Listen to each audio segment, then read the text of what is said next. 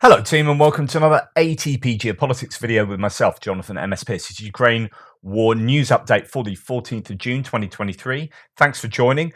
Just going to point you to the live chat I had with Georgie from Ukraine Matters last night. Click on the live tab, go and check that video out. Really nice chat there. Really enjoyed that. I have to say a massive thank you to, and I missed this during the live chat. It's quite, difficult to keep hold on everything. Andy Smith, Lawrence 22, Rick Sanchez, and Surprise It's Us gifted memberships really generously to other people. So I'd just like to say a massive thank you to them and all the other people who supported during that live stream, Jojo and others. I really appreciate that. Anyway, let's get to the news. So we have the Ukraine General Staff giving us their appraisal of the Russian losses for the day before. All the usual caveats apply, of course. We have 680 liquidated personnel. That is slight uptick from the 2 days before that, not as high as it was on the first couple of days of the offensive. 8 tanks, 11 APVs, moving upwards, 17 artillery systems and 2 MLRS. That's a pretty huge number there. Again, I mean, it has been, of course, double that and some on certain days over the last month or so, but it's a really high number still. 1 anti-aircraft warfare system. Don't know exactly what that is, but that's if that's a high value target, that's going to be very meaningful. 15 drones, 13 cruise missiles. That'll refer to the night before, not last night. 9 vehicles and fuel tanks and 5 pieces of special equipment. So that's an uptick there, back to a higher number in terms of most probably electronic warfare. It could be radar system. It could be any number of different things. So it's quite a wide remit for that category. That is a useful day for the Ukrainians. I think the weather has hampered some activity over the last couple of days. There's been thunderstorms, heavy weather, I think, in the area of the counteroffensive in Zaporizhia. But I'm going to split off this section, my normal hits and losses section, into just looking now at some of the sort of losses. But before I do that, I want to go to Putin, who made a speech yesterday where he had some press conferences and all sorts, as far as I can work out. Now, why this is important, Putin has said very little about this war during this war. Like if the UK had been at war for the last year and a bit, we would have announcements in Parliament every single day by the defense minister, by the prime minister, so on and so forth. Putin has been really exceptionally quiet on the war throughout the war, not telling his population but anything really, and that I think is a significant data point in itself. Well, he said some stuff yesterday, and Chris Owicki's done a sort of quick translation and synopsis, which I think is really worth sharing. So, on the possibility of a new mobilization, some public figures say we need to mobilize about 1 million more, but it depends on what we want. There is no need for additional mobilization today. There are no plans to send conscripts to the Special Military Operations Zone. There is no such need. As for the return home of those mobilized, the law does not provide for specific deadlines. It will have to be based on the development of the situation. So this is important. This is Putin saying, yeah, you might think conscripts have to come home now, but actually they'll be there for as long as they're needed. We're not going to have specific deadlines, which means they can just, in the same way that the 6 month contract for conscripts for Wagner was extended if they did something wrong, as a kind of excuse to keep them there longer. Seems like that is the case here with what Putin is saying. The Ukrainian counteroffensive, he continues, is large scale and uses trained reserve. This is interesting because this is him saying, yeah, this is a bigger thing than you might think, and the force is pretty good. He's managing expectations a lot. It has been going on since the 4th of June and is continuing right now. So this is where it gets properly interesting as far as I'm concerned. Ukrainian losses amount to 25 to 30% of the equipment delivered. Absolute nonsense. He's just plucked that out of his posterior. During the offensive, the AFU lost more than 160 tanks. So since the 4th of June, so 10 days, or 9 days this would have been, the Ukrainians have lost 160 tanks. So if you're believing the Russian MOD and you're saying, why aren't you giving us the Russian MOD figures and the general staff? Why do you only give the general staff the Ukraine figures? This is why, because even at the very top of the chain, the lies are just ridiculous. Like, if you believe what Putin is saying, like, that's your number one, surely your number one source of information for what's going on from a Russian point of view. Their leader, the president of Russia, is pulling numbers out of his posterior because the Russian MD are pulling numbers out their posterior. I don't give you their information because it is outright bogus information. It's just bunkum. Anyway, they lost more than 160 tanks and more than 360 armored vehicles of various types. What is he talking about? Anyway, this is just what we are seeing. No, it's not. We are certainly not interested in the destruction of the Kakhovska hydroelectric plant because it would have grave consequences for the territories we control. I will say a strange thing. Unfortunately, it thwarted their counteroffensive. So, in other words, yeah, we wouldn't do that because it would cause problems for our own occupied territories and the agricultural land. However, it's been really useful for thwarting their counteroffensive. Yeah, that will be the main reason you would have done it. He continues. It would have been better for them to attack there. Yeah, you're admitting pretty much there's a good reason for blowing it up. I'm not going to say things I'm not 100% sure about. We did not record any big explosions before the destruction of the Kakhovska hydroelectric power plant, but they were purposefully hitting it with HIMARS. HIMARS ain't going to touch that. Gee whiz, maybe they had something planted there. We know you had something planted there. You literally admitted it, not you personally, but your forces admit it, both in writing and in video and in subsequent interceptions. We have a triangulation of data implicating Russia planting stuff there. Just absolute nonsense. He continues. If the attacks, I'm starting to rant, aren't I? If the attacks from Ukraine on the territory of Russia continue, we have to consider creating a sanitary zone on the territory of Ukraine, i.e., the Kharkiv and Sumy regions, as a distance from which it would be impossible to reach our territory. What he's saying here is that if Ukraine are going to continue attacking Belgrade, for example, we're going to have to re-invade Ukraine to make a buffer zone between us and them. But of course, then that zone would be under Russian control. So, anyway, we'll return to that. There is no need to introduce martial law in Russia, but it is necessary to work more thoroughly on some issues. The border will be reinforced. It is also necessary to expand activities of the intelligence services. We used to think that we were our own bourgeois and we wanted to be in a family of civilized nations. I gave up the fishing rod to NATO. They didn't even consider us. We'll return to this as well. The idea that he was considering NATO and NATO didn't want them. This is not the first coup d'etat in Ukraine. Yushchenko came to power through a legitimate coup. They came up with a third round of voting. What the F is a third round? It is not provided for in the constitution. It's a coup d'etat. We understand that the events in the 1990s and 2000s were connected with difficult historical legacy. In the Caucasus, for example, who were we at war with to a large extent with Al Qaeda? And what did our so-called partners do? They supported Al Qaeda materially, politically, internationally, even militarily, and they don't care that it is Al Qaeda. They just want to destabilize us. The goals of the special military operation change according to the situation, but they remain broadly the same. Okay, that's absolutely fascinating bunch of stuff that he said. But he also said in that Russia, and that's not what Chris O'Wiki's included, but he also said in that apparently that Russia had lost 54 tanks during the Ukrainian counteroffensive so far. Considering they downplay losses, that is significant. He also claims that Ukraine lost 160 tanks and more than 300 other vehicles, 360 other vehicles, which is why they keep posting the same 4 photos. So loads of inferences we can make here. This is really important stuff. It's particularly important that he has admitted losing 54 tanks. So if you're pro-Russian voice, you're like, well, I believe that Ukraine have lost all these crazy amount of equipment as per the Russian MOD and Putin. Okay, if you believe that, then you need to believe what he's saying about the Russian tank losses. This will be, considering he's ultimate spinner, this will be the minimum number of tanks that Russia has lost. He has said that they have lost 54 during the counteroffensive.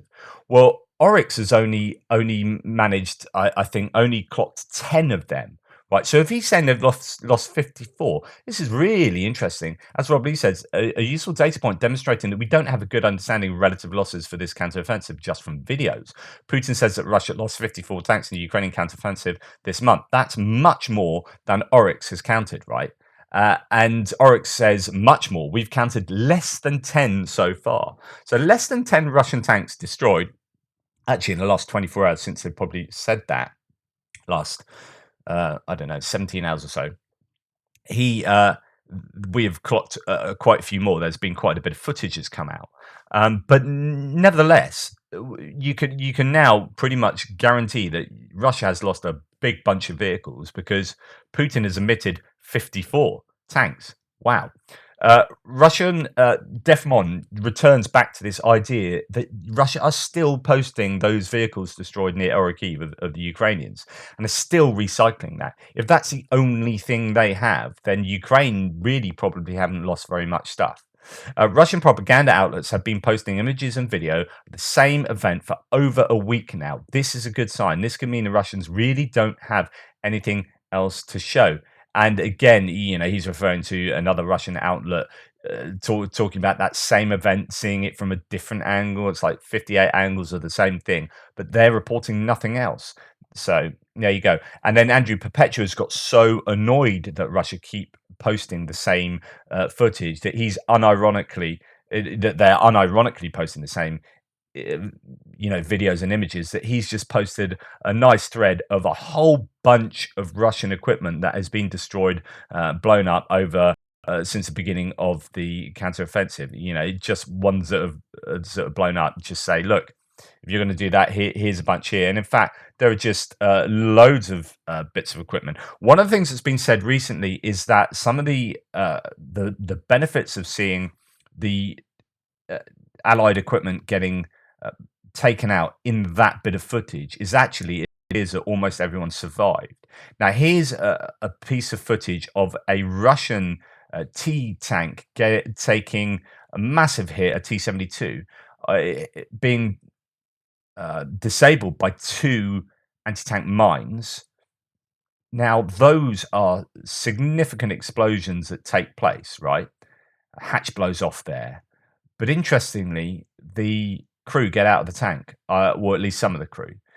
I am consistently amazed at how well, even some of the old BMPs, how well the crew survive when they're hit with ATGMs and anti-tank mines. So, it's not just the NATO crews, but there is supposedly a much greater survivability. And here's an example. Defmon says, to understand the difference between Soviet and Western technology, this APC lasted 3 anti-tank mines until it stopped. The personnel is confused, but all alive. So there is that supposedly that advantage of NATO equipment. Now, we have some footage here. Why I'm showing this is because I showed you a Grad being hit the other day. I said, "Oh, that looks like airburst," and other people were quite rightly, "Yeah, no, that's not airburst." And they're absolutely right. I should have thought of it about it. It was HIMARS. Some of the HIMARS rockets had loads of tungsten sort of ball bearings or fragments in that. Then, as it explodes, it's like airburst. It just absolutely showers a place with fragments. I showed you months back a truck, a Kamaz truck that had been hit by all this stuff, and it was just absolutely covered in holes. But why I'm showing you this is you've got 2 howitzers being taken out, so it's this concentration on self-propelled artillery or artillery in general. But B, these are both hit by HIMARS, right? And why that is significant is because the Ukrainians are now using HIMARS to strike artillery. This is not the sort of equipment you would see HIMARS generally used. You can see all the fragments sort of like an airburst exploding across there, taking out that howitzer, and then another one. Just 2 incredibly precise hits. They are using HIMARS, which are high-value systems, to take out these targets, which means that these sorts of targets must be very high value to the Ukrainians. And it might be that even though the Ukrainians have longer-range artillery, that they don't want to put artillery as close as they would like to the front line for out of caution, because they're worried that artillery will be taken out with counter-battery fire. We know that the Ukrainians are, in this counteroffensive, hammering the Russians with artillery. They are using everything, as people like Thomas Steiner were predicting before or advising before. It is hit everything like like hell with all the artillery and all the munitions you can get. Absolutely destroy those front lines, and it looks like that's what the Ukrainians are doing. They were saving up artillery ammunition. That's why there was shell hunger for so long, so that they could just unleash barrage after barrage on the front line in Zaporizhia or everywhere they're going to do counteroffensive. But in certain instances, they are using HIMARS to do what they'd normally get artillery to do for whatever reason that is. And that is, I think that's something significant and worthy of note. Right. Oryx has released, or Yakub Yanovsky, who helps Oryx, has released Russian figures. These are basically for the last 3 days. The last time they did it was June the 10th. This is 3 days later. They haven't done the Ukrainian, haven't added them up yet. But for the Russian figures, just to let you know, and these are visually confirmed losses. There are 51 losses just in 3 days. So when you're going back to Putin saying they've lost 54 tanks since the beginning of the counteroffensive, you can start kind of joining these pieces of jigsaw up. Now, on the June the 10th, Oryx did their tally, and there was 32 losses for the Russians and 8 for the Ukrainians, visually confirmed.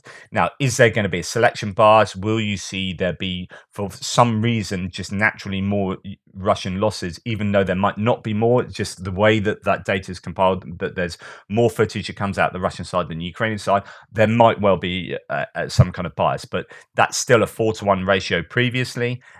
Throughout the war, when I was checking these sort of religiously, there was a 3.5 to 4-to-1 ratio for the first, well, for all the months I was checking them last year. And I kind of stopped checking them so much, but now it depends what's going on. But it'll be interesting to see what the ratio is of Russian losses to Ukrainian losses when they release the Ukrainian losses today, and I'll let you know. Right, okay, going back to that's putting those kind of hits and losses to bed. Let's now move on to what happened last night. There were 3 out of 4 Caliber cruise missiles shot down, 9 out of 10 drones shot down. There are really variable interception rates, and I think it just depends where Russia decide to send their missiles, and obviously where Ukraine have got their best air defense systems. So when they fire them against Kyiv, it looks like 100% get shot down. As far as I can work out, when they fire them against other places, not so. The interception rate is not so good, although it's variable. So some places are good, other places less so, and it depends what missiles they use. So they're using ballistic missiles at other places where there isn't, say, the Patriot air defense systems, then they will generally get through. So we see Kharkiv, we see Dnipropetrovsk, we see Zaporizhia city getting hit quite often with ballistic missiles, the S-300 surface-to-air missiles, for example, and they get through. So where was hit last night? Odessa was hit. The air defense is down 3 of the 4 Caliber missiles. There was a number of dead, at least 6 dead and 15 injured. There's a McDonald's taken out, residential blocks. I don't know whether I think, did the Russians claim they took out an embassy there, an American embassy or something? But yeah, it looks like yet again it's the civilians that lose out here. Okay, in terms of losses, there's another high-ranking loss. A Major Ildar Chulpanovich Mazitov has been confirmed destroyed by the Ukrainian assault teams in the Zaporizhia region. He's about the 4th high-ranking official that I've seen that has been lost over the course of the counteroffensive. So the Russians seem to be losing some high-ranking officials there. HIMARS have been hammering Tokmak. Tokmak has taken one hell of a beating over the last, months, really. At least 6 explosions recorded there last night. So yeah, that there'll be a number of places that are just taking. In fact, what you're seeing, storm shadows and HIMARS just wreaking quite a lot of havoc, all behind the southern enemy lines, the Russian lines in the south, and taking out many places. So one of the places I talked to you yesterday about Primorsk getting hit, reportedly a Chechen military base, and may have killed one of their main guys as well. Roughly 200 people were based there. There were possibly a large number of casualties. Now, I'm not going to show you this video, and I don't know where it's from, but I have a feeling it's from the south, and it could even be from Primorsk. It's one of the Russians themselves going through the wreckage of a building that's been taken out. And just in a short couple of just in a short minute of him walking around this one, smallish room, there's at least 10 Russian dead bodies, which is evidence that, again, I'm always trying to work out what the evidence is to support the Ukrainian General Staff claims. And you've got Storm Shadow missiles hitting big places. We've seen the buildings damage. We've seen wreckage to huge military points of military accumulation, and then we're seeing videos of lots of dead bodies. You put two and two together, and hopefully you get four.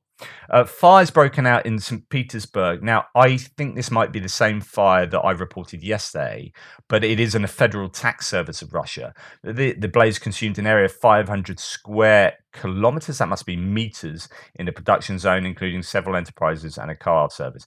If that takes 500 square kilometers, that's a really big fire. But no, 500 square meters. Now, it's that kind of damage that is significant and will just really hurt the operation of the Russian government.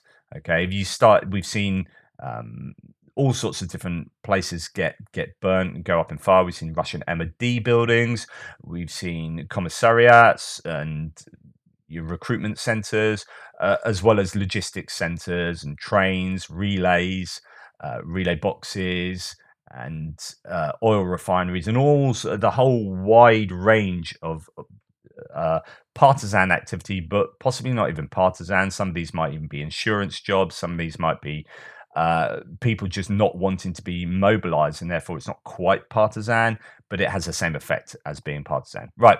Talking about that big bit of footage, the big losses for the Ukrainians that the Russians are giving you 27 different camera angles of and repeating time and again. Here we've got the evacuation of damaged Leopard 2A6 with the Bergen Panzer III armored recovery vehicle. That's why it was so important that Ukraine were given these ARVs, so that when a tank is damaged, like this Leopard, it's not the end of the road for that Leopard. It gets towed away, it gets fixed up, it gets sent back. And actually, that's one of the Leopards supposedly that was in that footage. So yes, they might have been lost, but are they lost permanently? Hopefully not. And then just to go back to fire, I don't know why that last one was slightly out of place. Apologies. Novosibirsk, which is quite far to the east in Russia. Somewhere's on fire there. Communication towers not far from military infrastructure. For some time, the military unit in Novosibirsk was left without communication and therefore without the ability to coordinate with the headquarters of the country's war criminals.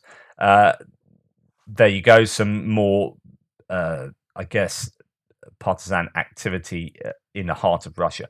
Okay, moving on to other bits and pieces. There's a lot coming out about the Nord Stream pipeline attacks, and it does look increasingly like it was Ukraine what did it. CIA warned Ukraine last year not to blow up the Nord Stream gas pipeline after the Dutch military intelligence. I think the Dutch are getting pretty good at their military intelligence, because each Dutch person, this is a true fact, can speak 37 different languages, and therefore they can just pretend to be anyone in the world. So anyway, the Dutch military intelligence service heard from a source that Ukraine had plans to do so 3 months after the planned date. The gas pipe was still irreparably damaged. NOS writes, a Dutch news agency. The plan intercepted by the MIVD stated that General Zaluzhny, commander-in-chief of Ukraine, would be in charge of the operation. It would be a small team of divers that would carry out the sabotage from a sailing boat. Zelensky would not have been aware of the plan. The Dutch military intelligence service is still investigating the actual circumstances. Various options are being taken into account. In addition, the MIVD, which I think is the Dutch intelligence investigative services in Denmark, Sweden, and Germany, have also been investigating the case for months now. Now, Shashank Joshi says he sort of talks about this. All the information here. He's a defense correspondent for The Economist. He's really worth following on Twitter. CIA warned the Ukrainian government not to attack after it obtained detailed information about the Ukrainian plot to destroy it, basically from the Dutch military intelligence officials told the CIA that the Ukrainian sabotage team was looking to rent a yacht on the Baltic coastline and use a team of divers to plant explosives, so on and so forth. He then says, Shashank Joshi, great illustration why it's so hard to defend undersea infrastructure, even with forewarning. Quote, the CIA quickly notified a group of allied countries, including Germany, the landing site via a secure cable. In June, other countries along the Baltic coastline were also warned. So even though they're warned, it still happened. happened. In late summer, the CIA told Germany and other allied nations that the threat level from such an operation had diminished because the US no longer believed Kiev would undertake such an attack. Hey, they wouldn't be that crazy. Turns out they were, said European officials who received or were briefed on that assessment. Quote, at a meeting with a European counterpart in October, CIA Director William Burns told his counterpart that the available evidence didn't point to Russia. When asked if it was Ukraine, he said, I hope not, according to an official present at the meeting. Three thoughts. One, the Dutch strike again. Two, if CIA warned Ukraine not to hit pipelines and they did it anyway, then this might help explain the steady flow of leaks this summer. Is that a tit for tat?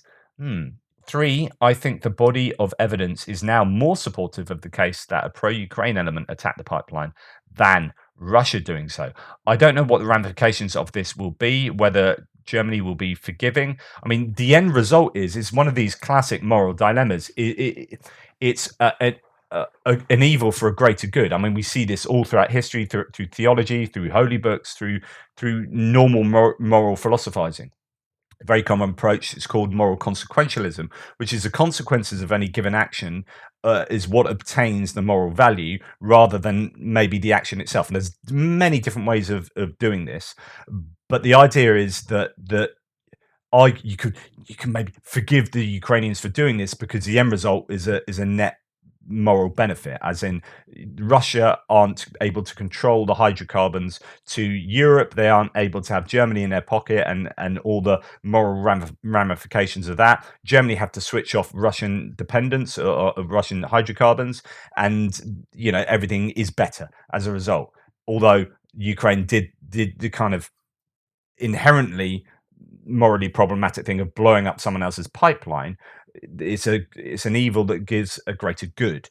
That's one way of looking at that. But my goodness, there are many other ways to morally evaluate that action, and I guess over the next few months, as the investigations come to fruition, we'll see what politicians really think about that, if indeed Ukraine did it. And it's not to say they definitely did it, but it is. I'd agree with Shashank Joshi.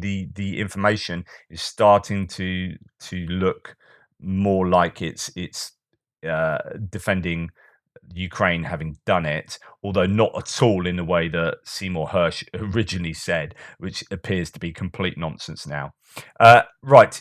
Evil Gherkin says, this is just a random thing of note. Under Bakhmut, the armed forces of Ukraine are actively using smoke screens. From our side, in 8 months, I've not seen that a single time. It's interesting that really simple things like using smoke canisters, smoke screens to carry out little maneuvers in certain places. Ukrainians are using smoke. Russians aren't. Evil Gherkin says, I haven't seen smoke being used in 8 months. What does that say about the capabilities of the Russians, as in the equipment they've got and the training they've got, so on and so forth? Okay, going back to Putin. So Putin's had this a kind of press conference with a bunch of prominent Russian Telegram channels and Vorenkos. So these are kind of mil bloggers, military reporters, and all sorts, including a whole bunch of these famous ones. Although not Evil Gherkin, I think he's burnt his bridges. Putin's repeated meetings with them also indicates that he wants a different source of information on the war than his intelligence and military commanders. Now, in my live stream yesterday with Georgie from Ukraine Matters, we both talked about this, the reality that Putin doesn't look at the internet. He doesn't have a smartphone, doesn't have a laptop. He thinks the internet is CIA, is, a tool of the CIA.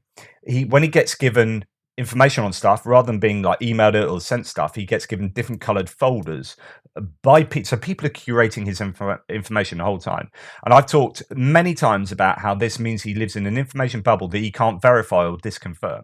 So in order to verify what one of his intelligence people is telling him, he has got to go to another intelligence person or another person, and each of these will be thinking about, what does he want to hear, what blah blah blah, and they'll be curating all the information they give to Putin. So Putin then has he lives in this bubble of just curated information that means it's garbage in, garbage out. He ends up going to war with Ukraine because he thinks it literally is going to be a special military operation, and he's going to get rid of depose the Ukrainian government in 3 days. And of course, that doesn't happen at all. Ukraine didn't want them there, and they fought, and they're still fighting. And he got that horribly wrong because he had the completely incorrect information because that information is being fed to him with an agenda, right? So he can't verify that on the internet. When we are given crazy information, the first thing we do, or any information, the first thing we do when we're thinking, I wonder if that's correct, is we go on Google, or we ask our friends online, or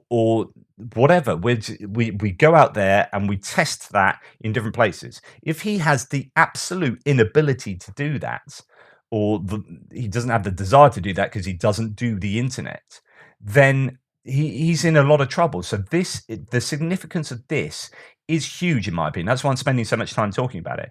This is his way of using the internet. Like if he's getting together and talking to these people who are hypercritical of the MOD, so these are ultra nationalist mill bloggers who are consistently saying the Russian MOD are crap, Prigozhin's all right, they should be doing this much more, they shouldn't be doing that. He's then getting them together around a table and saying, okay, guys, what do you guys think? And as long as they've got the balls to say it, then these guys are going to be giving him a sense of reality, even though they'll have their own like bonkers idea of what's going on. But some of these guys will be like, yeah, no, it is going pretty badly because you haven't done this and you haven't done that. I think you should go crazy and go hard and all this. Like they will have a slightly more realistic understanding, I think, of what's going on than the people who are passing, or than Putin does from being passed that curated information. So some of these Vorenkos have been very critical of Russian generals as a whole and focusing on individuals. So that is significant that he is hanging out with these guys. But when Putin said, and I'm going back to what he said earlier about making a buffer zone in the north of Ukraine, right? Shashin Joshi's analysis of this is spot on. So if I understand this correctly, quote, this is kind of how he's translating Putin. Our invasion of Ukraine has resulted in Ukraine invading Russia. So to prevent Ukraine invading Russia, we may need to re-invade that part of Ukraine that we failed to invade successfully last year. Got it. Really great sort of translation of Putin speak there. Okay, let's go to the front line really quickly. Synopsis are there. Basically, Stoltenberg of NATO has got involved to say that Ukraine is already gaining ground against Russia. And although the counteroffensive is in its early stages, this shows that military support for Ukraine is vital. He told the US a couple of days ago. So he's under the impression that things are moving in the right direction.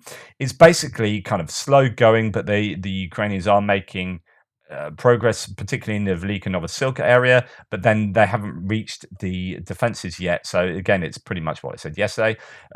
The Ukrainians have liberated Makarivka. This is a place that Russians have claimed to have taken several times back from the Ukrainians. That's visually confirmed. The Russian counterattack by the 127th Motor Rifle Division there in Makarivka has failed. Retreated to the southern outskirts. Rivnopil, so some people saying Rivnopil have been taken, it keeps switching hands, is a place around there. It's still being fought for. It's changed hands several times now. So yeah, no reports said that. And then we go to this key place to the south that I've talked about, Starominivka, which is a place where the defenses kind of start after that. So if the Ukrainians take this, then it starts getting critical for the Russians. Well, they are hammering that with artillery. Russian trucks carrying ammunition were destroyed by joint actions of 129th Separate Territorial Defense Brigade and a 55th Separate Artillery Brigade. So lots of action. They are looking to move forward. Romanov, Rybar, and Wargonzo talk about Makarivka. So remember, Rybar said that the Russians had taken control of it. Everyone else is like, nah, not sure we have. After a day and a lot of announcements about our counterattacks, Makarivka still remains under the control of the AFU, reports Romanov. Rybar claims that Russia retreated and the defense line is likely 700 meters south of Makarivka. And there's another place called Sorozheve, which is now definitely under Ukrainian control. But then again, this is dynamic. Things could change. The point is that there's probably not a great deal of difference. The weather's been not great, but it doesn't look too bad to me there. So I don't know if that's a bit of a kind of trying to explain why it's slowed down a bit and there haven't been so many losses. I guess we'll see what's taking place when I do my frontline update. So check that out next. Okay. On to military aid. So the US is expected to provide Ukraine with depleted uranium rounds following weeks of internal debate, the Wall Street Journal reports. This is really significant. UK have done this. They kind of got into trouble with Russia, even though Russia used these as they try to see it as escalation, but they've got nowhere to go. Russia, they've only got pressing the red button. And so therefore, give Ukraine everything. The US are doing that. UK announced that new air defense systems worth $116 million, including radars, guns, and ammunition, would be bought for Ukraine in coming months to bolster Ukraine's ability to protect its critical national infrastructure, civilian population, and frontline personnel. This is really important. So the UK are really looking to try and help, but we just don't have much kit ourselves to give due to underfunding, X and Y. And so we are trying to buy the stuff for Ukraine from different places. It'll be interesting to see exactly what that is. The equipment will be bought using money in the International Fund for Ukraine. Ben Wallace also said the UK, has contributed an extra £250 million, $350 million to that. That is fantastic. This was also posted on the UK government's website. Looks like the UK IFU is going to help the Ukrainians repair, modernize some of the Soviet era gear. Interesting part of this is the two S6 Tunguska. So engines are tracked for BMP 1s and 2, engines are tracked for MTLB, repair, refurbishment, and supply of spares for Tunguska air defense system and mobile forward repair modules. So UK helping to fix up Soviet era stuff for Ukrainians. Right. I talked about this yesterday on the live stream. This is a famous video, right? And then there was this one from Budanov, the famous one where he just sits in silence, and it's all about having operational security and just wait for it. It will happen. Now, I reported on, and I know Georgie from Ukraine Matters said this is just Budanov screwing with your head, and it could be.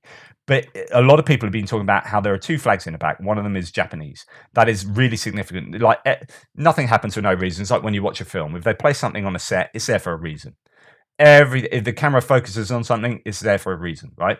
This is the same. He will know this. That will be there for a reason. Even it's either screwing with you, right, or with Russia, or this is a hint that Japan are going to come and help. Now, Japan have just changed their laws so that they can export military equipment.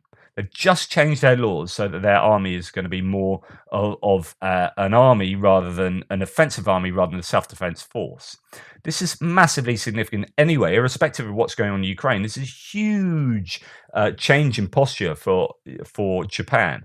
Now, if you put two and two together, do we get forward? Do we get to the point where Japan are suddenly now going to say, oh yeah, because the Kuril Islands next to Japan and Russia, the Russia and Japan ain't friends, right? So if they can help Ukraine here, then that could work out not only to be the right and good thing to do, but also in their best interests going forward with regard to the Kuril Islands that Russia have control over, that just to the north of Japan, and they really should be in Japanese hands. So we could see Japan suddenly give a bunch of stuff, or quietly give a bunch of stuff to Ukraine. Okay, US has announced a new military aid package worth $325 million. This includes 15 Bradley IFVs, 10 Striker APCs. So this is really significant. Ukraine lose a bunch of Bradleys, and literally the next day, the US goes, here's another 10, here's another 15 Bradleys. And the question is always, and I said this yesterday in the live stream, the question is always, whenever I see any point that I've said today, any one of these nuggets of news, the question is, what is Russia getting? So when you see 15 Bradleys, 10 Strikers, HIMARS and NASAMS ammunition, Sting anti-aircraft manpads, 155, 105 mil artillery shells, TOW, so those are wired anti-tank guided missile systems that go on the top of things like Bradleys, and Javelin anti-tank weapons, 84 anti-armor weapons. Right. Okay, brilliant. That's excellent. Thank you, US. You've given that package. UK have just said we're going to give that. Okay. What are Russia getting? Every time that's announced, what are Russia getting? And the answer is squat, is nothing. This is so Russia can go, yeah, look at all this footage of these Bradleys getting taken out. Yeah, okay, here's another 15 Bradleys and 10 Strikers. Okay, so here's all the footage of Russian stuff getting blown up. Here's Oryx saying you've lost 51 pieces of equipment in the last 3 days. What are you getting? Oh, nothing. All right. Okay, so you can show that footage all you like. We are supporting who's supporting you. No one really. So here's another example. We've got Foden 8x6. What are these? These are British trucks that I didn't know we were given, but they're on the front line or they're in Ukraine. These can be used to, water, fuel, containers, service, whatever. These are really useful. So they're being used by Ukraine. Uh, Also, something to note. So Vyacheslav trained on the Patriots in Oklahoma and Poland for 3.5 months instead of the regular 6. Denis Shmajny, a training coordinator for Iris-T and NASAMS, suggests that was too long. An Iris-T system was far less complicated than the book system he used to operate. Quote, it's like switching from a calculator to a MacBook Pro. The Western batteries basically do the work for you. Ukraine has also just completed a process of integrating other kit. This is really, really important. What I'm going to say now, this is another really big bit of news that's just hidden away in a little comment. And I love that. I love it uncovering these nuggets that are massively significant. And I tend to get like goosebumps when I talk like that. Ukraine has also just completed a process of integrating other kit, including Soviet era books and S-300s, into a new centralized command system. Boom. When a target is identified, the most effective missile is used against it, hitting it as far away from the city as possible. So this is referring, and I talked to you about this maybe a month ago, right, where the US has given Ukraine the single existing one of these. I mean, they are getting made, but US got one and then straight away gave it to Ukraine. And this is the, oh my goodness, it's like the IAM, the IBCS EOC, right? And what this does, I don't know if you remember, but basically it joins up all your air defense systems going across, even including, well, everything, all your air defense systems, and it can be all around the country, and then connects it to one centralized system, and then that can decide what the best air defense system to use against the threat that's coming in from a particular place. And it's just like almost like a one button does all. And the challenge was this works for all NATO systems. It's plug and play. So you plug the NATO systems into whether it's NASAMS, Iris-T, SAMP-T, Patriots, so on and so forth. You just plug it in, job done, connected. But they're saying, but for the Soviet systems, they're a bit old, so we're going to have to design some integration components so that they can be plugged into this system. Well, there is a guy saying, yeah, we've done that, we can plug these in now. So now you've got all the Soviet era stuff and all the NATO stuff all plugged into this one system, so that whenever these aerial threats come over, you've got the best chance of taking it out with the best systems. That will include, no doubt, Gepard, the radar system, 25-kilometer radar system. You've got all these radar systems working together, giving you a map of what's going on in Ukraine, in the airspace, and then that's all being integrated, assimilated, and it tells you, or it does for you, the release of a particular air defense system on a particular threat. Fantastic news. Okay, training on tankers, Ukrainian tankers in Germany to operate the Leopard 1A5. The first batch is expected next month. So think about the Leopard 2s. I was wondering about this. Was it wise sending the Leopard 2s in these like reconnaissance and force activities they've just been doing in, say, Orikhiv? Or would it be better sending in a bunch of Leopard 1A5s and find the weakness and then send in the Leopard 2s? I think it's going to be really super useful to have 100 of these tanks suddenly turn up on the front line for sure. Okay, not quite military aid, but it's worth noting that the Russians have transferred 20 helicopters to the airfield. So this is basically open source intelligence here. The Ukrainians will now know this. They probably would have known it before OSINT, but Russians have transferred 20 helicopters to the airfield of temporarily occupied Berdyansk, which is just outside of HIMARS range, but within range of Storm Shadow. And with the beginning of the offensive of the Ukrainian armed forces in the direction of Zaporizhia, as of the 13th of June, yesterday, at least 27 helicopters of the Russian army are at the airfield, 20 of which have appeared recently, including 5 Ka-52s, 9 Mi-8s, Mi-24s, and 13 Ka-29 helicopters. Right. If I know this, the Ukrainians know this, and the Ukrainians know this, surely that can be hit. I mean, I don't know whether Storm Shadows are worth. I mean, they're bunker busters. They'll be perfect for hitting airfields, although notoriously airfields are quite quick to fix. But it's not the airfield you want to take out, really. It's all of these. Do you use Storm Shadows to take out these? I would have thought. Look at that if you put a Storm Shadow right in the middle of those helicopters, surely the shrapnel there is going to take out what, 1, 2, 3, 4, 5, 6, 7, 8 helicopters. You put a Storm Shadow right on that. It's got to happen, surely. Anyway, geopolitical stuff. Sorry, I do go on. Okay. Again, this is with reference to what Putin said. So Putin speaking yesterday said so much because he usually doesn't say anything. So it's really interesting when he does say stuff and people are jumping on it. This is Evil Gherkin saying, okay, and this is, I don't know if this is his direct quote. I think it might be. After listening to Vladimir Vladimirovich, which is Putin, I thought about the subject, says Gherkin. Vladimir Vladimirovich admitted that he, quote, wanted to join NATO. With the whole country, one must think, since individually many of his former comrades in arms have long been there. So, 2, Ukraine wanted to join NATO, but our president strongly opposed, ... And what follows from this? This is, I think, what's going on here is Evil Gherkin saying, we just attacked Ukraine for wanting to join NATO and NATO expansionism. And Putin has just admitted that he wanted to join NATO, but they didn't let him in. Is that rank hypocrisy right at the very basis of the rationale for this war? He goes on to say, now the motives of the SVO, so the war, I take it, are quite clear. They didn't take me, but they are taken. Abidna. So in other words, they didn't want me, but Ukraine are going to join. And the plans of the NWO are also more or less clear. Sorry, that's a war to prove to NATO that we are better and that it is necessary to take us. So this is kind of revenge for not being. This is what Evil Gherkin's saying. This is the whole war is revenge for not being accepted into NATO.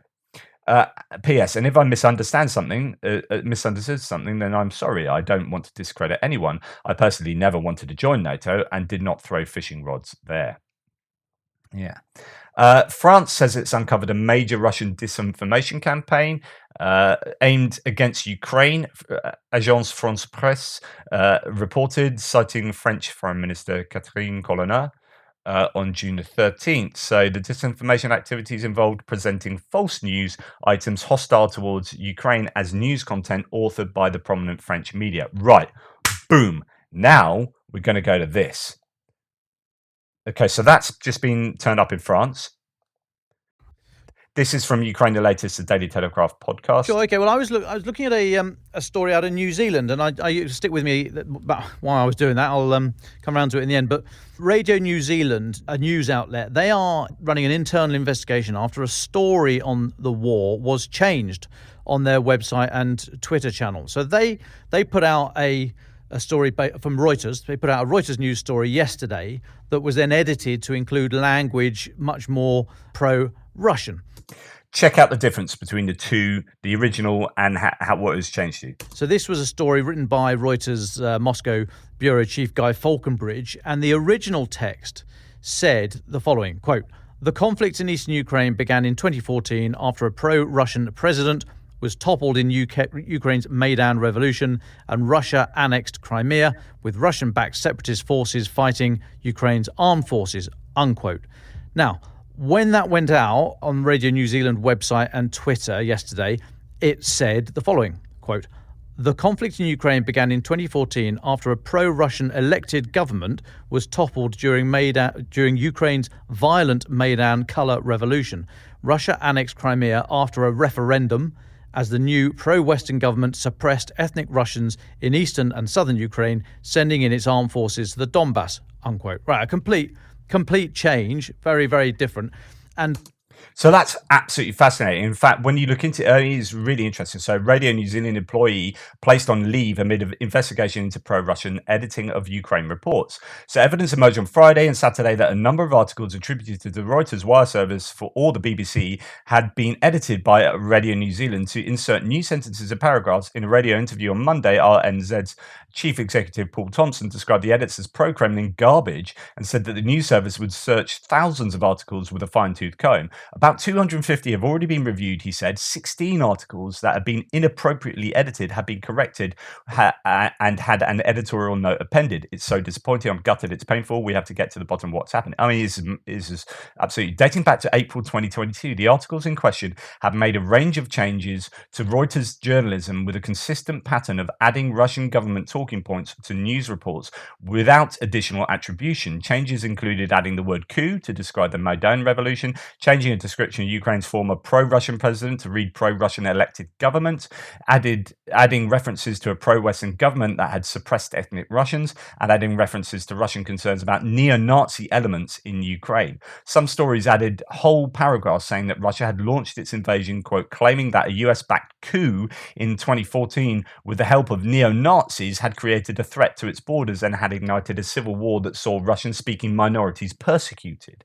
One piece inaccurately claimed that, quote, Russia annexed Crimea after a referendum as a new pro-Western government suppressed ethnic Russians in eastern and southern Ukraine, so on and so forth.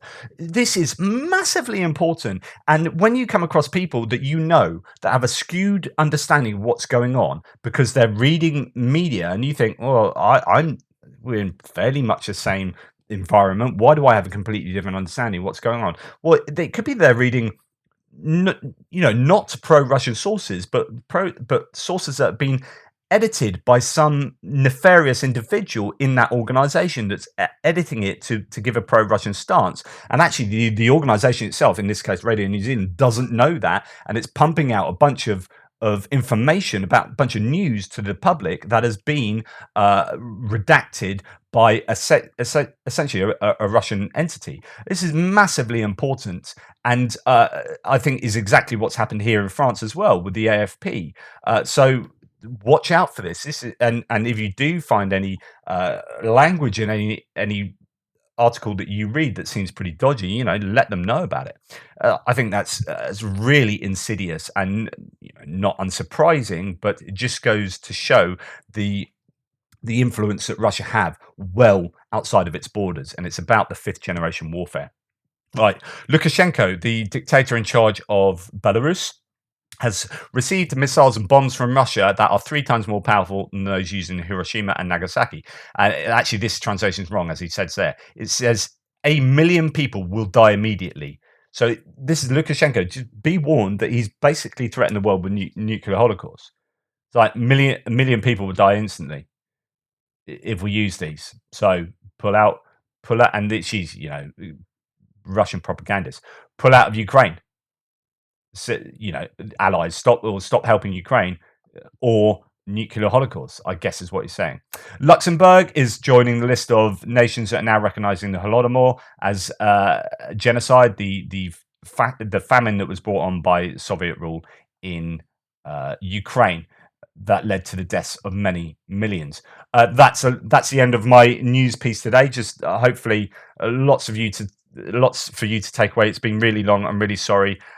Take care, and I'll speak to you soon.